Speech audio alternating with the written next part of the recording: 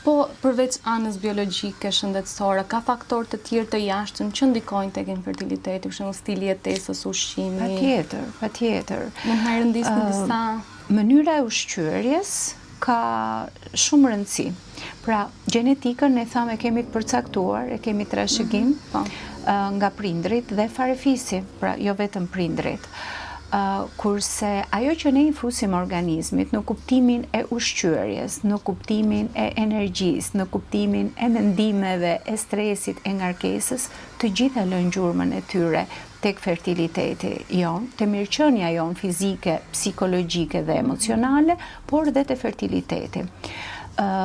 Sjelljet si smundjet seksualisht të transmetueshme, pra fillimi i hershëm i marrëdhënieve para moshës 18 vjeç, numri i lartë i partnerëve seksual në vitin e parë të jetës seksuale, ose marrëdhëniet e pambrojtura i ekspozojnë vajzat dhe djemt nga ana tjetër ndaj smundjeve seksualisht të transmetueshme, të cilat mund të bëhen pengesë për fertilitetin, mund të mbyllin tubat e fallopit të vajzat, mund të pengojnë daljen e qelizave mashkullore tek çunat, mund të rrisin numrin e leukociteve tek materiali spermatik dhe të pengojnë infeksionit të preki cilësinë e qelizave të afta për të riprodhuar.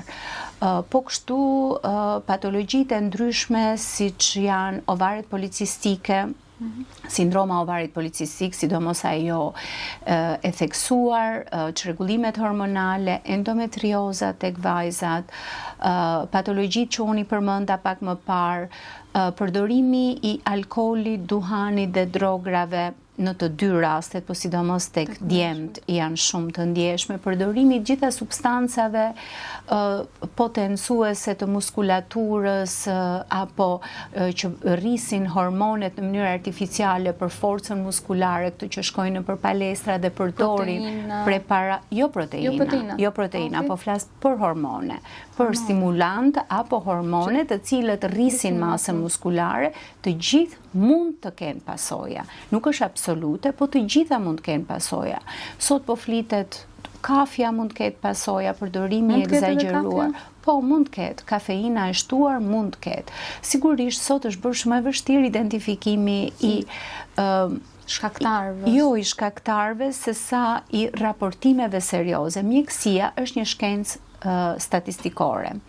Dhe duke marrë referenca nga është evidence-based medicine, pra është e bazuar në evidencë, por evidenca sot mund të manipulohet dhe prandaj marrja e informacioneve, ne kemi shumë informacione kontradiktore dhe shpesh herë vajzat vinë me informacione të cilat ne na duhet punë me zhbë atë që ka bërë informacioni i gabuar tek mendja e tyre.